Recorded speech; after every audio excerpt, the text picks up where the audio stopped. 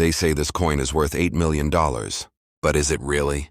The internet is flooded with myths, hype, and fake values. At Rare Coins, we uncover the truth, coin by coin, state by state. We reveal the real history, real value, and real demand behind every coin.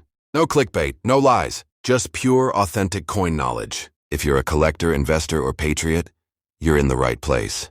This is Rare Coins, where the truth is worth more than gold. People keep saying that 1999 D Pennsylvania state quarter is worth hundreds or even thousands of dollars. You'll see flashy thumbnails, wild headlines, and social media posts claiming you might be holding a fortune in your pocket. But let's clear something up right now.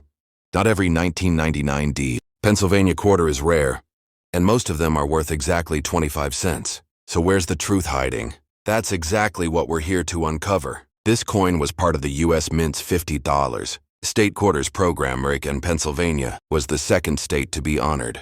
It was released early in 1999, minted at Denver, and you can identify it by the small D mint mark to the right of Washington's ponytail. Now at first glance, it's just another state quarter, right? But here's where things get interesting. Let's talk numbers. The Denver Mint produced over 358 million of these quarters. That's not rare. In fact, it's one of the highest mintage figures in the entire state quarter series. So how could anyone claim this coin is rare or valuable? Well, it all comes down to condition, varieties, and errors. And that's where the real coin collecting knowledge kicks in. If your 1999 D Pennsylvania quarter has been circulating in your pocket, purse, or change jar for the past 2 decades, it's almost certainly just worth face value.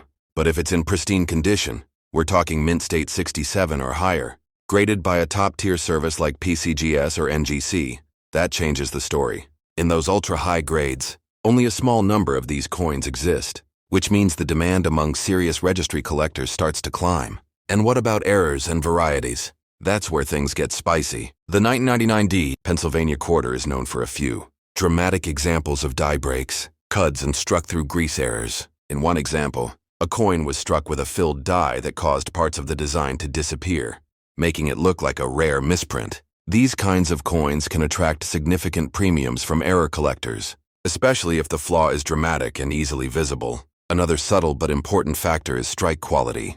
Even though millions of these were made, most were rushed through the minting process, and finding one with a strong strike, full details in Washington's hair, sharp state design on the reverse, that's hard to do. Add in toning, luster, and surface preservation, and now you're talking about a coin that could potentially break out of the crowd. Let's be real, though, most people don't know how to tell a well-struck coin from a weak one, and many online sellers take advantage of that. You'll see listings where someone's asking hundreds for a regular 1999 D coin just because it looks old or seems different. That's not how numismatics works. True value is backed by rarity, condition, grading, and demand, not hype. If you're holding on to a few of these coins and wondering what to do, here's a tip. Look at the coin closely under good lighting. Does it look nearly flawless? Is there any doubling, any raised bumps near the rim, or anything strange in the lettering? If so, that might be worth getting checked out. Otherwise, you're likely just holding a common coin. And that's okay. It's still part of a historic series. And it still has collector value as part of a full state quarter set. Now here's a final word of advice. Don't fall for the YouTube thumbnails or TikTok hype that tells you this quarter is instantly worth thousands. On Rare Coin Collecting, we dig into the truth. We show you the real factors that make coins valuable, and we help you avoid the noise. If you're a coin investor, collector, buyer, or seller, and you're serious about knowing what actually matters, then this channel is made for you. We're on a mission to spread real, authentic coin knowledge. No hype, no clickbait. Stick around, because next, we're covering the 1999 clad proof, and there's a lot more to uncover there. You've probably seen the Pennsylvania state quarter before. Maybe it's sitting in your collection right now, but if it has an S mint mark and that mirror-like shine, then what you're holding might not be an ordinary coin at all. This is the 1999 S Pennsylvania clad proof quarter, and it's not something you'd ever find in your pocket change. This coin was never meant for circulation. In fact, it was struck for one reason: to impress. Let me explain. Back in 1999, the U.S. Mint launched the 50 State Quarters program, one of the most ambitious and widely collected series in American history. And to satisfy serious collectors, they made special proof versions of each state quarter. Now here's where it gets interesting. Unlike the coins from Denver or Philadelphia, Proof quarters from San Francisco are struck using highly polished dies on specially treated planchets. The result? An ultra-sharp design with frosted devices and deep mirror fields. These coins don't just shine, they glow. The 1999 S Pennsylvania clad proof quarter was part of the official proof set released that year. It's a copper-nickel clad coin, not silver. But don't let that fool you. This proof has a level of detail and clarity you won't find in circulation strikes. And even though these were not rare in the beginning, finding one today in untouched, perfect condition, that's a different story. Now let's talk numbers. The total mintage for the 1999 S clad proof Pennsylvania quarter was just over 3.6 million. That might sound like a lot until you realize most of those were handled, moved and stored in ways that caused hairlines, haze, or toning. Some were even broken out of their protective cases and tossed into albums or folders. Today, collectors want perfection, especially when it comes to proofs. A perfect PR70 decam, that's Proof 70 Deep Cameo, is the holy grail. These coins are graded under magnification, and they must have absolutely no flaws. Not a single scratch, spot, or imperfection. And when a 1999 S Pennsylvania clad proof quarter earns that perfect grade, it turns into something much more than just a shiny coin. Here's the twist. A PR70 decam example of this exact coin has sold for hundreds of dollars, depending on timing and demand. And while lower grades like PR68 or PR69 are common and usually affordable, it's those top-tier certified pieces that make the headlines and catch the eyes of investors. But there's something else going on here, something collectors need to be careful about. There are silver-proof versions of this coin as well, also from San Francisco. And many people confuse the silver with the clad because they look almost identical to the untrained eye, but the difference in value can be dramatic. So how can you tell? Silver proofs weigh slightly more, about 625 grams, compared to 567 for the clad version. And the edge? It'll look pure silver on a silver proof with no copper-colored stripe. If you're buying or selling, or even just sorting through old proof sets, that weight difference could mean you're holding something far more valuable than you thought. But even the clad proof version, when graded and preserved right, has serious collector value. And here's the part most people forget. The 1999 S proof quarters, both clad and silver, represent the very first state proofs ever made. That first-year factor adds even more interest, especially to people building full 50-state collections in high grade. So while the average collector might overlook this coin, smart numismatists know better. The mirror finish, the crisp frosted relief, the limited mintage, and the potential for perfect PR70 status, they all make the 1999 S Pennsylvania clad proof a coin worth spotlighting. And we're not done yet. Next, we'll dive into the silver proof version, where the real weight, shine, and rarity start to show. That's where the biggest surprises are hiding. If you're serious about coins, whether you're investing, collecting, or just learning, make sure you're subscribed to Rare Coin Collecting. This is where real information meets real value. No hype, no guesswork. We've already covered the Denver coin and now the S-clad proof. 2 more to go. Stick around. You've probably seen this coin 100 times and never thought twice about it. But what if I told you that one version of the 1999 Pennsylvania quarter, the one with a simple little P on the front, is hiding some serious surprises? Not every Pennsylvania quarter is valuable, but a few of them absolutely are. And you could be holding one right now without even knowing. Let's break this down. The 1999 P Pennsylvania State quarter was the second coin released in the statehood quarter series right after Delaware. It came out in early 1999, and more than 349 million were minted at the Philadelphia Mint. That huge number makes it sound like the coin should be common, and for the most part it is. But the value of these coins isn't just about how many were made. It's about how well they've survived, what condition they're in, and whether they have rare die errors or varieties. Now visually the design is iconic. On the reverse you've got the outline of Pennsylvania, the Commonwealth statue, and the words virtue, liberty, independence. It was meant to honor the state's founding values. But coin collectors aren't just looking at the design. They're focused on surface quality, strike sharpness, and mint errors. And that's where this coin gets interesting.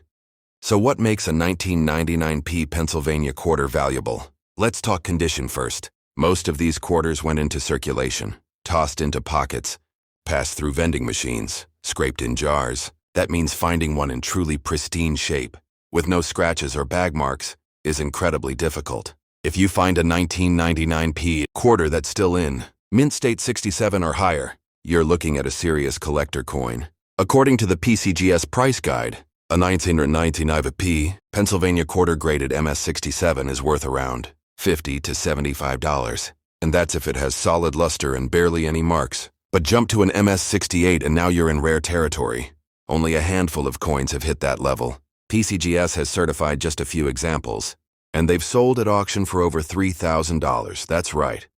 A Philadelphia minted state quarter, one that most people overlook, could be worth thousands if it's in elite condition. But condition isn't the only thing collectors look for. Now let's get into the errors and varieties, and this is where things can really explode in value. There are known examples of struck-through grease errors, where part of the coin's detail is missing. Some collectors have found Pennsylvania quarters with parts of the text faint or partially missing, caused by clogged dies during the minting process. Others have reported off-center strikes, doubled dies, and even partial collar errors. One 1999p quarter with a dramatic off-center strike sold for over $400 on eBay. Another with a visible die break or cud near the rim sold for close to $250. Now here's something even more exciting. A few sharp-eyed collectors have found doubled dies on these coins. Though rare and not widely documented, they are out there, and any strong doubling on a popular state quarter like this could push the value well into the hundreds or more, depending on demand and condition. What makes these error coins so valuable isn't just the mistake, it's how visible, rare, and well-preserved they are. If you've got a 1999p Pennsylvania quarter that looks a little off, don't just ignore it. You might be looking at something a lot more interesting than pocket change. And here's a tip. If you find a shiny-looking quarter from 1999, don't just assume it's silver or rare because of its color.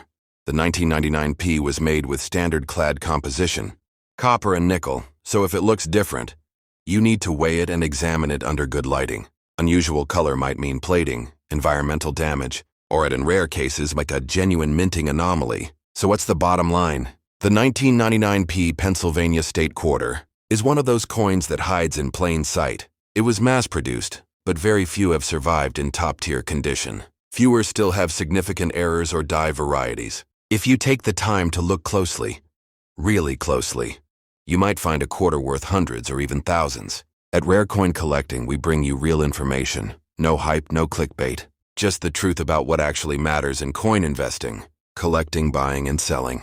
If you're serious about learning how to spot these rare quarters, and more importantly, how to know what to ignore, you're in the right place. Make sure you check your change. Dig into your old coin rolls. And if you've got a Pennsylvania quarter with a P mint mark, give it a second look. And if you're ready to dive deeper, we've covered all 1999 quarters, D, P, both S types, in full detail on this channel. Watch the full series to learn exactly what separates a common coin from a hidden treasure.